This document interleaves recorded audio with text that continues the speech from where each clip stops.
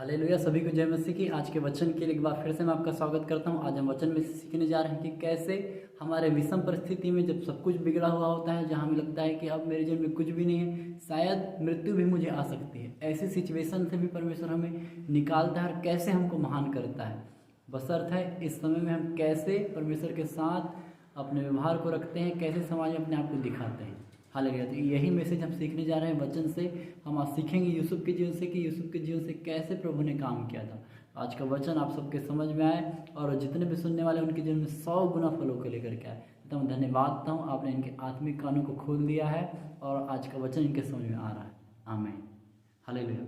मैं आपके लिए पढ़ रहा हूँ उत्पत्ति की किताब 50 अध्याय उसका 20 पद। यद्यपि तुम लोगों ने मेरे लिए बुराई का विचार किया था, परंतु परमेश्वर ने उसी बात में भलाई का विचार किया, जिससे वह ऐसा करे जैसा आज के दिन प्रकट है कि बहुत से लोगों के प्राण बचे हैं।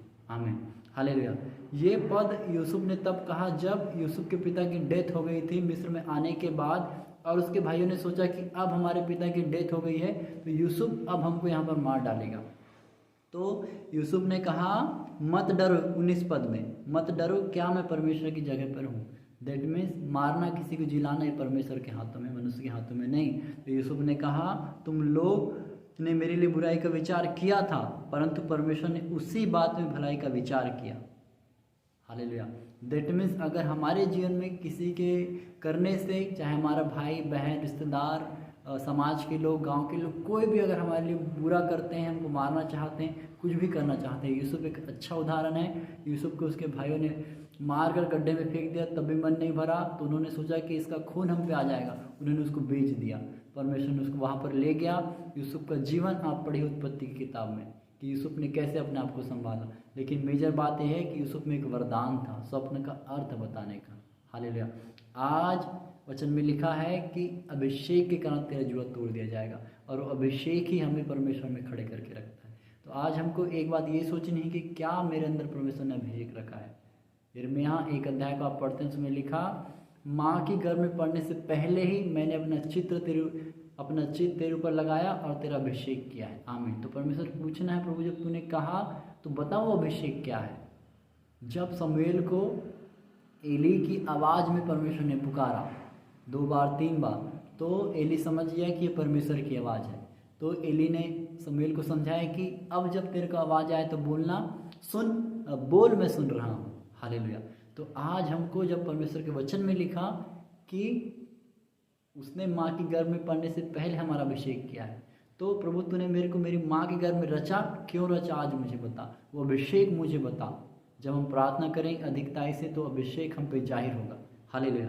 तो यूसुफ से हमको यहाँ पर क्या सीखने की आवश्यकता है। यूसुफ ने अपने भाई से कहा परमेश्वर ने उस बुराई में भी मेरे लिए भलाई की और कितने लोगों की जान बची। अगर यूसुफ मिस्र में नहीं आता तो क्या उतने सारे लोग बचते, वो अन्न की सेविंग होती?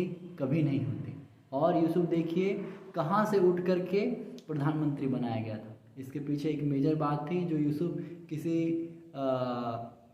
पाप में नहीं फंसा था। हालेलुया। एक बार हम देखते हैं कि उस स्त्री ने जो उसे पाप करना चाहती थी, यूसुफ वहाँ से भागा था, लेकिन पवित्रताई थी यूसुफ के पास।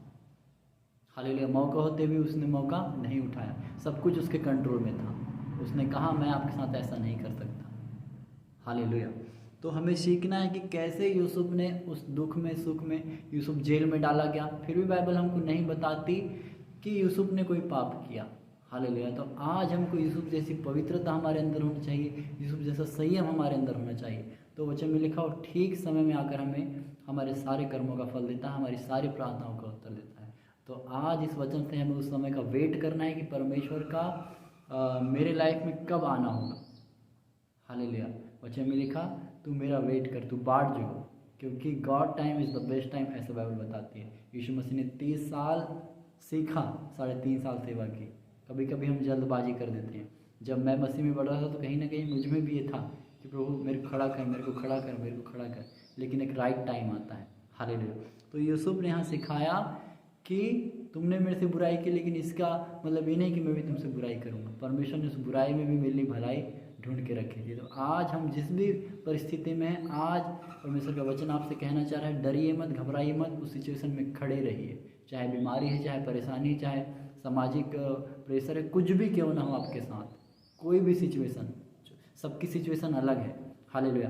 तो आज ये वचन हमारे लिए कह रहा है, हम सबके लिए, सुनने वालों के लिए, कि आज आप जिस भी परिस्थिति में खड़े रहिए, क्योंकि ये युद्ध यहोवा का है। जब आपने प्रभु को जान लिया है, अगर हमको सफल होना होता तो हम परमेश्वर से दूर होकर के सफल हो जाते। अगर हम नहीं हुए हैं तो डेफिनेटली याद रखिए कि हमारी सफलता परमेश्वर पर डिपेंड करती है। वचन जितने लोग सुन रहे हैं, आपको सबको सफल होने में परमेश्वर ने अपने आप में रखा है। तो डरिए मत, घबराइए मत, उस सिचुएशन में प्रभु को धन्यवाद दीजिए, वो आपको वहाँ से निकालेगा और ऐसा निकालेगा कि लोगों को देखते बनेगा। जब यूसुफ को परमेश्वर निकाला, इतना महान किया कि जिन लोगों ने उसको सताया था, जिन भाइयों ने उसको मार के फेंक दिया था, वो उसके लिए जीवन के लिए मोहताज हो गए, अन्न के लिए मोहताज हो गए। आज उनका जीवन उस पर डिपेंड था, वो चाहता उनको मरवा सकता था। हालेलुया। तो हमारा परमेश्वर जिन लोग आज परमेश्वर के लोगों को सताते हैं, मारते हैं, पीटते हैं, जो भी, चाहे वो कोई भी हो सकता है, परमेश्वर कह रहा है कि वो आपके सामने घुटने टेकेंगे। तो आज हमको चुपचाप रहना, परमेश्वर के सामने खड़े रहना और वेट करना है, अपने आप को भलाई के कामों का नमूना बनाना है, प्रार्थना करना है, वचन पढ़ना है और एक सही मसीह जीवन को बिताना है। सिर्फ प्रार्थना से कुछ नहीं होता, प्रार्थना से तो वचन में चलना है, बहुत सारी चीज़ें हैं, संसार से अलग रहना, अलग तरह जीवन बताना है, बहुत सारी चीज़ों को टैकल करना है, उसके बाद प्रभु में आगे बढ़ते जाना। तो देखेंगे हमारा जीवन दिन ब दिन बदलता जाएगा। आमीन। तो इस वचन से मैं विश्वास करता हूँ कि आपने आज सीखा है और आप आने वाले समय स्थिर रहेंगे, यूसुफ के समान परमेश्वर को धन्यवाद करेंगे, परमेश्वर कभी भी किसी बात के लिए नहीं कोसेंगे। धन्यवाद था प्रभु, आपने मेरी बताने में मदद की, लोगों की सुनने में मदद की। ये वचन लाखों लोगों तक के पहुँचे, देशों तक के पहुँचे। मेरे परमेश्वर, वचन में लिखा, ना बल से ना शक्ति से, परंतु मेरी आत्मा के द्वारा होगा। आज आपकी आत्मा का अभिषेक जो मेरे ऊपर है, इस मैसेज के माध्यम से, टीचिंग के माध्यम से लोगों तक के बहे पिता छुटकारे को ले पाए, जैसा यूसुफ ने प्राप्त किया। जैसा यूसुफ का जीवन था प्रभु, आज वैसा जीवन हमारा हो जाए। जैसा यूसुफ उसका स्वप्न के कारण, फल बताने के अर्थ के कारण जेल से बाहर आया, पर वैसे इन सब के अंदर प्रभु एक फल, एक वरदान आया यीशु मसीह के नाम। मैं धन्यवाद देता हूँ पिता, जिसका जैसा विश्वास है उसके अनुसार उसे आप अपने वरदान से भर दीजिए। मैं धन्यवाद था, आपने ऐसा कर दिया। दुआ यीशु मसीह के सामर्थ्य नाम मांगता हूं। आमीन।